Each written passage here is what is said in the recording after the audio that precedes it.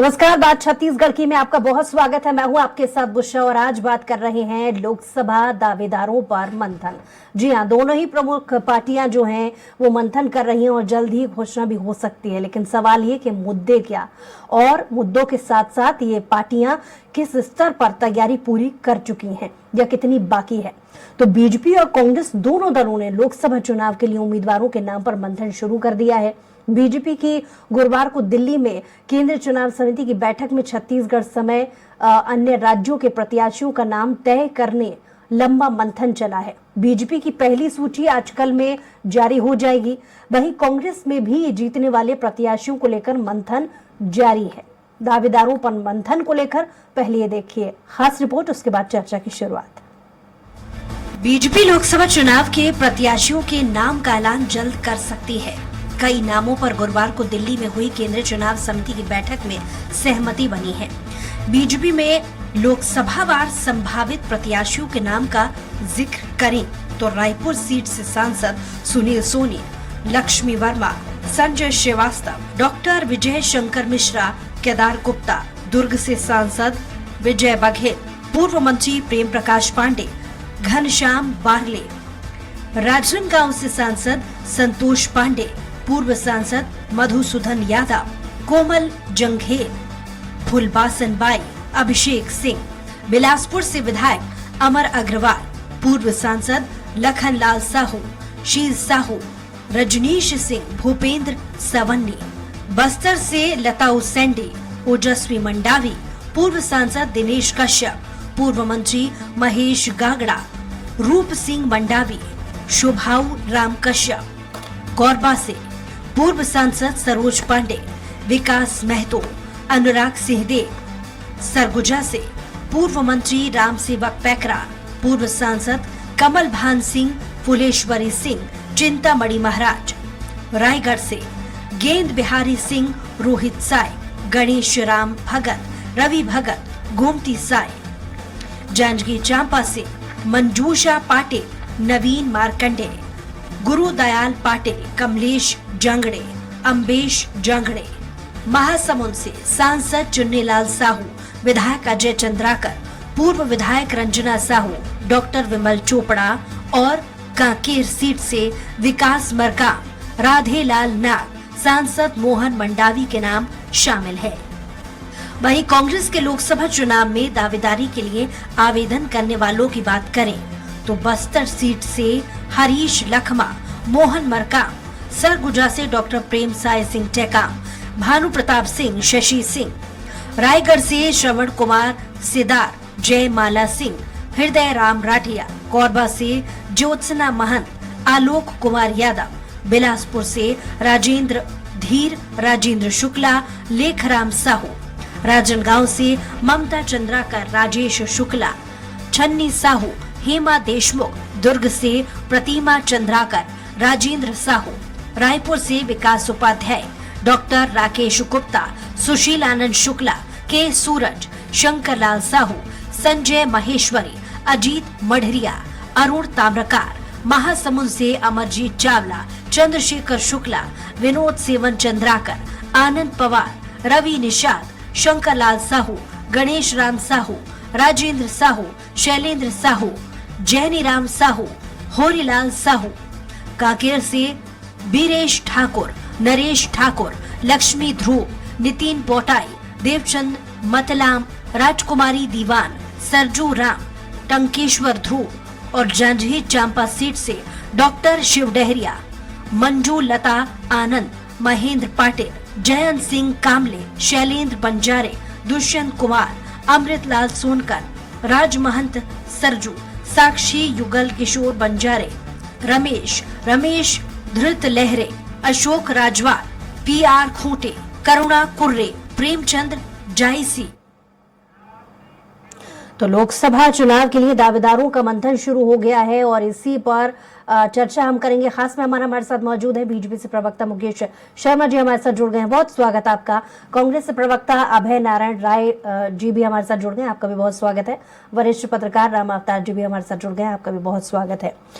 तो कुल मिलाकर लोकसभा दावेदारों पर मंथन किया जा रहा है, जिसमें इसमें कोई दो राय नहीं। कल भी इसको लेकर के हम चर्चा कर चुके कि बीजेपी कहीं आगे निकलती हुई नजर आ रही है। लेकिन कांग्रेस के लिए शुरुआत में करूंगी यहां से सवाल की अभय जी कि कांग्रेस को क्या ये नहीं लगता है कि लगातार जिस तरीके से बैठकें चल रही हैं और नाम के फाइनलाइजेशन को लेकर के भी बीजेपी आगे चल रही है, यहां पर भी एक तो पहले ही विधानसभा के चुनाव की हार से कांग्रेस उभर नहीं पाई है, यहाँ पे देरी करना एक बार फिर से घाटे का सौदा हो सकता है, फिर से निराशा ऐसा ना हो कि कांग्रेस के हाथ लग जाए। देखिए, कांग्रेस पूरे 5 साल सक्रिय रहती है।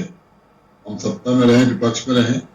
राजनीतिक दल के रूप में जो हमारा काम है, चुनाव लड़ने का समय चुनाव लड़ना, सत्ता में है तो सत्ता की तरफ से, संगठन की तरफ से सत्ता के बता के सब काम करवाना, और विपक्ष में है तो विपक्ष के रूप में आवाज उठा। लोकसभा चुनाव 2024 की तैयारी कांग्रेस की बूथ स्तर पे चल रही है। हमारे पूरे प्रदेश में जितने बूथ हैं सब पे प्रभारी नियुक्त कर दिए गए हैं और बूथ पे जाके प्रभारी बैठक ले रहे हैं। ब्लॉक अध्यक्ष, जिला अध्यक्ष, हमारे जहाँ विधायक हैं और जहाँ विधायक नहीं वहां विधायक प्रत्याशी समन्वय का काम कर रहे हैं। प्रदेश कांग्रेस कमेटी, अभी विधानसभा चल रहा था, विधायक लोग उधर थे, राहुल जी की यात्रा हुई। अब लगातार हमारे प्रदेश में दीपक बैच, गरियाबंद, बेमेतरा, धमतरी का दौरा भी उन्होंने किया और लगातार हर लोकसभा क्षेत्र में वो दौरा करने जाएंगे और जाकर संगठन को मजबूत करते हैं।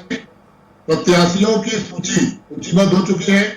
कुछ लोगों ने आवेदन किया है, कुछ लोगों का नाम प्रदेश कांग्रेस ने सुझाव दिया है और कुछ लोगों के नाम सर्वे में आए।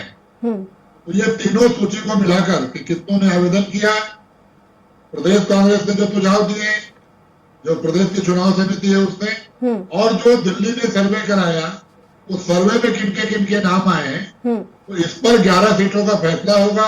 जातिगत निर्णय होंगे, कितनी महिलाओं को टिकट देने हैं, कहाँ से कौन महिला लड़ेगी। अभी भी हमारी महिला सांसद कोरबा से है।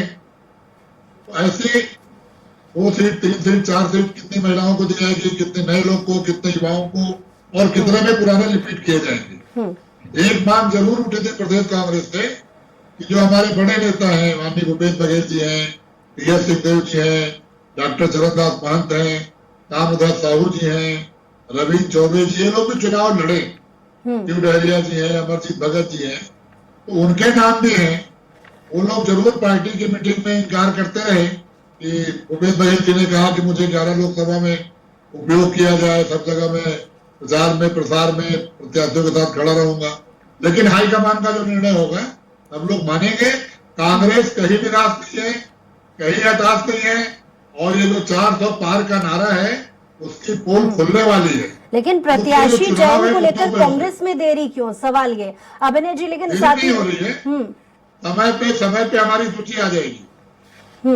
ठीक है, लेकिन अभय जी आपकी पार्टी की तरफ से पिछले दिनों जो लगातार आपके नेताओं की तरफ से स्टेटमेंट आ रहे हैं, उसमें प्रत्याशियों के चयन को लेकर बीजेपी पर खासे तंज कसे जा रहे हैं कि एक बार फिर से अगर बीजेपी ने अपने प्रत्याशियों को रिपीट कर दिया तो वो हार जाएगी। इसको लेकर के मैं पहले मुकेश जी से जवाब ले लूं, आपकी पार्टी की तरफ से जो लगातार सवाल उठ रहा है। मुकेश जी, साथ में ये सवाल तो आपने मेरा सुन ही लिया होगा, लेकिन साथ में इस बात का भी जवाब दीजिएगा कि प्रत्याशी के चयन को लेकर कौन से फॉर्मेट पर बीजेपी इस बार काम कर रही है, यानी लोकसभा चुनाव 24 के लिए कौन सा नया फॉर्मेट? देखिए, निश्चित रूप से आप देखे होंगे कि केंद्रीय चुनाव समिति की बैठक प्रत्याशियों को लेके पिछले दिनों हुई, काफी लंबी बैठक चली और छत्तीसगढ़ के विषय में भी उसमें चर्चा हुई है। भारतीय जनता पार्टी किसी भी चुनाव को बहुत गंभीरता से लेती है। अभी भी आप देखे होंगे कि भारतीय जनता पार्टी के लोकसभा स्तर के चुनाव कार्यालय खुल चुके हैं, विधानसभा स्तर के चुनाव कार्यालय खुल चुके हैं, कुछ जगह खुल चुके हैं, कुछ जगह खुल रहे हैं। कहीं ना कहीं लोकसभा स्तर पर चुनाव कमेटी बन गई है, विधानसभा स्तर पर चुनाव कमेटी बन गई है, बिंदुवार उनको काम सौंपे जा चुके हैं। तो भारतीय जनता पार्टी कभी भी किसी भी चुनाव को पूरी गंभीरता से लेती है और अभी भी ले रही है। और प्रत्याशी चयन की बात को लेके तो ये हमारे केंद्रीय चुनाव कमेटी का काम है और वो लोग सभी बिंदुओं पे गंभीरता से विचार करके और जो भी कैंडिडेट नहीं, ये देंगे, सब तो हम जानते हैं और इससे जुड़ी खबरें भी हमने चलाई हैं। मैं जानना ये चाह रही थी कि बीजेपी के लिए, क्योंकि पिछले जब विधानसभा के चुनाव में हमने देखा कि केंद्र नेताओं को मैदान में उतारा गया था और लगभग इसी फॉर्मेट पर बाकी के राज्यों में भी काम किया गया था। मैं जानना चाह रही थी कि लोकसभा चुनाव के लिए इस बार कौन से फॉर्मूले पर प्रत्याशी चयन के लिए बीजेपी काम कर रही है? देखिए, निश्चित रूप से ये काम केंद्रीय चुनाव समिति का है। हमारे प्रदेश के पदाधिकारी हैं जिनको चुनाव कमेटी है, ये सब लोग क्राइटेरिया, किस क्राइटेरिया के तहत कहाँ कैंडिडेट होना चाहिए, सामाजिक संतुलन होना चाहिए और किस प्रकार के कैंडिडेट को किस लोकसभा से उतारना है, ये सब बिंदु तय किए हुए हैं और उस बिंदु के आधार पे वहां पे लोकसभा के प्रत्याशी देते हैं। और इसके पहले भी जब भी लोकसभा चुनाव हुए तो कम से कम लोकसभा चुनाव में भारतीय जनता पार्टी को हमेशा से हम 80% से अधिक सीटें लेके आते हैं। पिछले बार भी सरकार होने के बावजूद, कांग्रेस के सरकार के बावजूद 9 सीटें हमारे पास लोकसभा थी और आज इस बार भी हम पूरे 11 के 11 लोकसभा सीट जीतने जा रहे हैं। 370 भारतीय जनता पार्टी की सीट और एनडीए की 400 सीट के संकल्प को लेकर भारतीय जनता पार्टी चली है और उसके लिए जो भी तैयारी है, जो भी काम है, वो युद्ध स्तर पे चल रहे हैं। प्रत्याशियों के चयन भी पूरी गंभीरता से ली जा रही है, पूरे गंभीरता के साथ में चयन प्रक्रिया का पालन किया जा रहा है और आप देखेंगे बहुत जल्द और संभवतः हमारे प्रत्याशी पहले आने वाले हैं। पहले आपको प्रत्याशी लोकसभा के देखने मिलेंगे। बहुत जल्द हमारे प्रत्याशियों की घोषणा होने वाली है। उसमें जितने भी एक्सरसाइज किए जाने थे वो सारे हो चुके हैं। अब घोषणा होना बाकी है। कुछ ही दिनों में आपको घोषणा होते हुए दिख जाएगा। लेकिन इसके बावजूद हमारे जो प्रदेश के कार्यकर्ता हैं वो कमल फूल को अपना प्रत्याशी मान के पूरे प्रदेश के अंदर में पूरी गति के साथ में चुनाव के कार्य में जुट गए हैं। जैसे कि मैंने आपको बताया कि बैठकों का दौर शुरू हो चुका है, चुनाव कार्यालय खुल चुके हैं, बिंदुवार कार्यालय खुले हैं, बूथ स्तर पे काम हो रहे हैं। हर बूथ पे 370 मतदाता हमको बढ़ाने हैं। इस क्षेत्र में काम किए जा रहे हैं। तो आप पार्टी की तैयारियों को लेकर के जिक्र कर रहे हैं। हालांकि मेरा सवाल ये था कि दावेदारों का चयन किस आधार पर किया जा रहा है। खैर, राम अवतार जी के पास चलते। राम अवतार जी, दोनों ही पार्टियों को ध्यान में रखकर मैं आपसे जवाब चाहूंगी कि एक फॉर्मेट कुछ देर पहले जो हमने पैकेज चलाया था, जिसमें इस रिपोर्ट में हमने तमाम उन प्रत्याशियों का जिक्र किया जहां पर बीजेपी ने किन नामों को लेकर के चर्चाएं चल रही हैं, कांग्रेस के किन नामों को लेकर के चर्चा चल रही है। एक जो खास बात देखने वाली बात है कि कांग्रेस ने ऐसे बहुत सारे जो खास जिले हैं वहां पर 3 से 4 से ज्यादा नामों को लेकर के मंथन किया है। क्या आपको नहीं लगता कि कांग्रेस के लिए एक और बड़ी मुश्किल खड़ी होने वाली है, क्योंकि अंदरूनी कलह इससे कहीं ना कहीं जन्म लेगी। दूसरी तरफ बीजेपी ने भले ही 2 से 3 नामों को लेकर के मंथन किया है, लेकिन आधार क्या इस बार है? राम अवतार जी।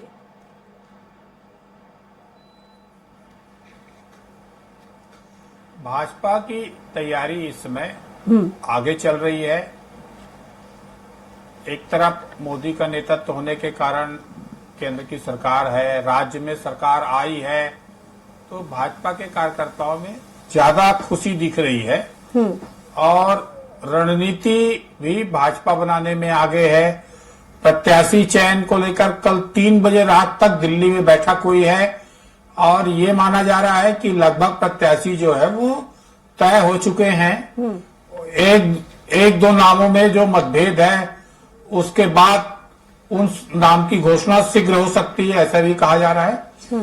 तो जाति समीकरण को ध्यान दिया है भाजपा ने, नए चेहरों को ज्यादा तवज्जो दे रही है। तो अलग अलग तरीके से जो भाजपा ने एक रणनीति बनाई है, उस गाइडलाइन तैयार किया है कि किस तरह से लोकसभा में प्रत्याशी चयन होंगे। उन चयन को लेकर दिल्ली में सारे बड़े नेताओं की बैठक लगभग हो चुकी है। 2 नामों पर सहमति हुई, 2 नामों में भी अंतिम में एक नाम पर मुहर लग रही है, ऐसी चर्चा है। तो अब जो एक कुहासा था कि 3 नाम चल रहे हैं, 4 नाम चल रहे हैं, किसके नाम चल रहे हैं, वो भी कल तक स्पष्ट हो जाएंगे, ऐसा उम्मीद है, कल या परसों तक। और प्रत्याशी चयन में भाजपा फिर से बाजी मार सकती है। जो छत्तीसगढ़ में उन्होंने प्रयोग किया, जैसे जो कमजोर सीट हैं उसमें उन्होंने प्रत्याशी चयन पहले किया, समय से पहले प्रत्याशियों को दौरा कराया, तो उस तरीके से रणनीति छत्तीसगढ़ में भी बन सकती है, क्योंकि यहाँ सरकार है, संगठन के बड़े बड़े नेता दिल्ली के और छत्तीसगढ़ के बैठे हैं, बुरी बारीकी से नजर रखे हैं कि जनता की नब्ज क्या है, जनता की समस्याएं क्या है, उसको किस तरह से हल कर सकते हैं और किस तरह के प्रत्याशी होना चाहिए। इन सब बातों पर गंभीर मंथन में भाजपा छत्तीसगढ़ में लगी है। दूसरी तरफ अगर कांग्रेस को भी देखेंगे तो कांग्रेस के पास संसाधन की कमी है, हार का निराशा है, उसके बावजूद भी प्रत्याशी उनके बीच हैं। उसमें से सर्वश्रेष्ठ नाम कौन हो सकते हैं, उन नामों में क्या समीकरण हो सकते हैं, उस बातों पर भी कांग्रेस ध्यान दे रही है, कांग्रेस विचार विमर्श कर रही है। उनकी अभय जी के पास वापस आऊंगी। अभय जी, किसी भी चुनाव के लिए हर एक पार्टी अपने स्तर पर जब तैयारी करती है तो पहले ये निश्चित किया जाता है कि मुद्दे क्या रहने वाले हैं, जिनको साथ में लेकर जनता के सामने वोट मांगने के लिए या मतदाता का मन टटोलने के लिए पार्टी के लोग जाते हैं। ऐसे में पिछले चुनाव में कहीं ना कहीं बीजेपी को जो जीत हासिल हुई थी, इसका कहीं ना कहीं सीधा इस बात को लेकर के कहा जा रहा था कि इंफ्रास्ट्रक्चर को लेकर के काम किया जाएगा और व्यापार को लेकर के बढ़ावा दिया जाएगा। ऐसे बहुत सारे लोक लुभावने वादे किए गए थे, जिसके आधार पर मतदाता ने अपना मत दिया। क्या लगता है आपको कि पिछले क्या वाकई में काम हुए हैं? कितना बदला छत्तीसगढ़, या फिर उसका इंफ्रास्ट्रक्चर, या फिर व्यापार कितना छत्तीसगढ़ में आया? क्योंकि यही वो मुद्दे हैं जिसकी बिना पर आगे मतदाता मत देगा। तो आपकी पार्टी की तरफ से क्या तैयारी? निश्चित रूप से बहुत अच्छा सवाल आपने किया। तैयारी से ज्यादा कौन लड़ेगा कौन नहीं लड़ेगा, इससे ज्यादा महत्वपूर्ण है कि छत्तीसगढ़ में लोकसभा चुनाव किन मुद्दों पे हो। कांग्रेस के पास मुद्दों की कमी नहीं है, क्योंकि भारतीय जनता पार्टी ने परोस के मुद्दे दिए हैं। छत्तीसगढ़ में इन 5 सालों में लोकसभा के 9 सांसद देने के बाद भी केंद्र सरकार ने छत्तीसगढ़ के लिए कोई कार्य नहीं किया। उल्टे रेलवे जोन, जो एकमात्र जोन है हमारे प्रदेश का, बिलासपुर जोन, उसकी सारी ट्रेनें बंद पड़ी हैं। छोटे छोटे जो स्टॉपेज होते थे रायपुर और बिलासपुर के बीच में, भाटापारा और बिलासपुर के बीच में, रायपुर और रायगढ़ के बीच में, रायपुर और चांपा के बीच में, चांपा और बिलासपुर के बीच में, बिलासपुर और पेंड्रा के बीच में, सारे स्टॉपेज इन्होंने बंद कर दिए।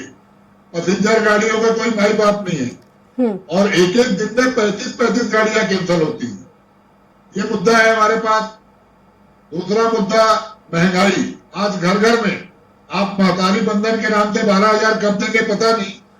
12,000 मिलने के बाद भी महंगाई से क्या राहत मिलेगी उन महिलाओं को? आप 12,000 किस बात का दे रहे हैं? आप दाल सस्ता कर दीजिए, तेल सस्ता कर दीजिए, सब्जियां सस्ती हो जाएं, पेट्रोल डीजल सस्ता हो जाए, परिवहन के साधन सस्ते हो जाएं, जीएसटी जो आवश्यक सामग्री है उनसे जीएसटी हट जाए। तो ये एक बड़ा मुद्दा महंगाई है। 2 करोड़ रोजगार देने की बात की थी। छत्तीसगढ़ के युवाओं को कितना रोजगार मिला? मिलिट्री भर्ती होती थी, वो 4 साल की हो गई। केंद्रीय बल की भर्तियां कोई छत्तीसगढ़ में आई नहीं, न सीआईएसएफ की भर्ती आई, न बीएसएफ की भर्ती आई। तो यहाँ के युवा रोजगार खोज रहे हैं। 2 करोड़ रोजगार का वादा आपने किया था। और भ्रष्टाचार, नोटबंदी के माध्यम से, जीएसटी के माध्यम से सब छोटे व्यापारी परेशान है।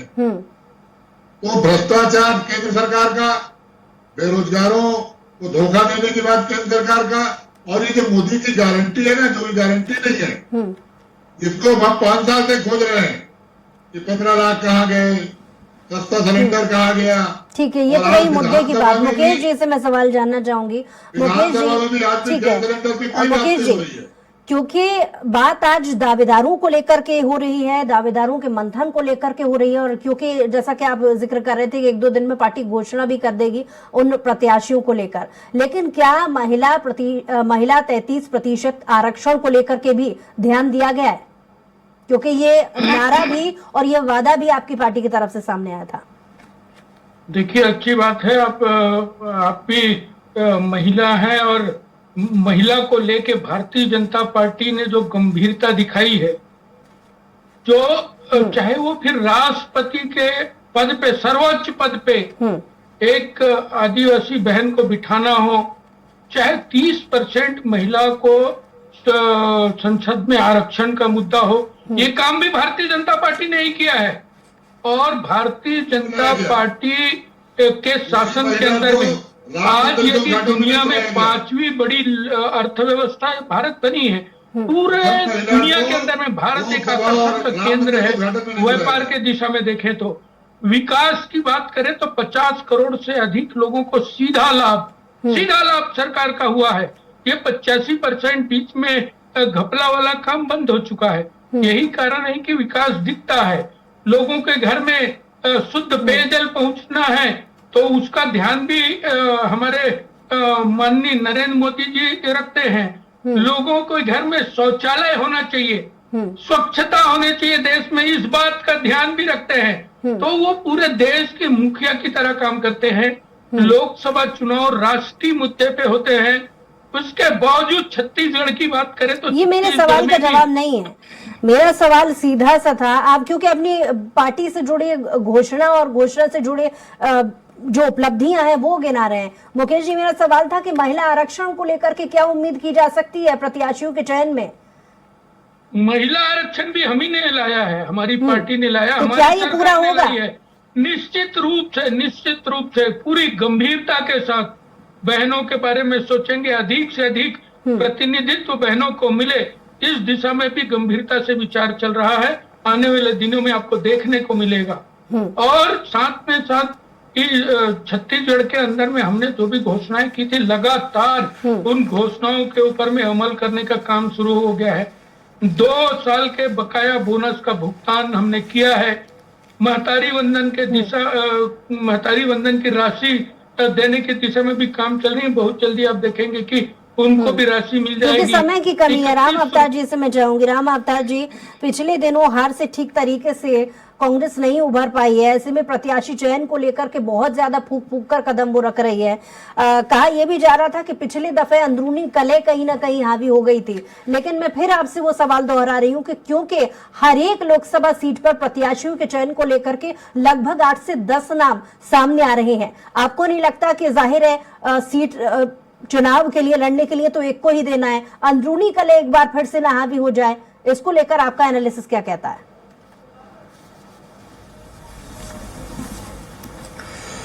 देखिए, पिछले और वर्तमान में जो सांसद हैं, उन सांसदों के प्रति नाराजगी है, ये जो चर्चा का विषय है। उनकी निष्क्रियता पर आरोप है। पार्टी का कार्यकर्ताओं का, नेताओं का खुद कहना है कि आधा दर्जन से ज्यादा जो सांसद थे वो निष्क्रिय थे। जिस तरह से मुखरता से छत्तीसगढ़ की बात को दिल्ली में आवाज उठाए, दिल्ली में बात कहे, यहाँ की समस्याओं को, जैसा रेलवे की समस्या हो या कुछ भी समस्या, तो प्रभावी तरीके से नहीं उठाए। और जनता के भी संवाद की कमी है, इसका एहसास भाजपा को हो गया है। इसलिए ये ज्यादा है कि ज्यादातर के सांसदों के वर्तमान टिकट कट रहे हैं। अब नया किसको मिलता है जो कार्यकर्ताओं के बीच का हो, जो सक्रिय हो, जो छत्तीसगढ़ की आवाज को मुखरता से दिल्ली में उठा पाए, ऐसे लोगों को संसद में दिल्ली भेजा जाए तो ज्यादा अच्छा होगा।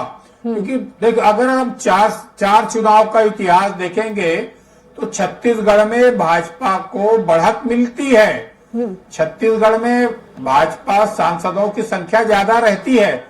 अब उसके बावजूद भी कोई नेतृत्व क्यों नहीं उभर रहा है, कोई अच्छा कार्यकर्ता क्यों नहीं उभर रहा है?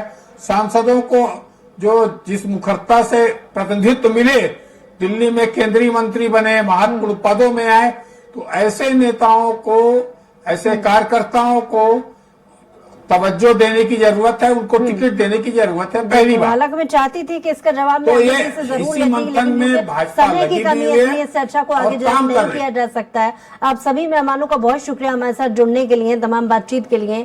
तो कुल मिलाकर बीजेपी और कांग्रेस दोनों दलों ने लोकसभा चुनाव के लिए उम्मीदवारों के नाम पर मंथन शुरू कर दिया है। बीजेपी की लगातार बैठकें चल रही हैं, दूसरी तरफ कांग्रेस भी एक्टिव मोड में नजर आ रही है। लेकिन सवाल ये कि इस बार दोनों ही पार्टियों का फॉर्मेट क्या होगा। हालांकि 2-3 दिन के भीतर ये जो सवाल है, इसका सवाल का जवाब जरूर मिल जाएगा और देखने वाली बात होगी किस फॉर्मेट पर दोनों ही पार्टियों ने काम किया है। बहरहाल हमारे खास पेशकश में कुछ और खबरों के लिए देखते रहिए स्वराज एक्सप्रेस।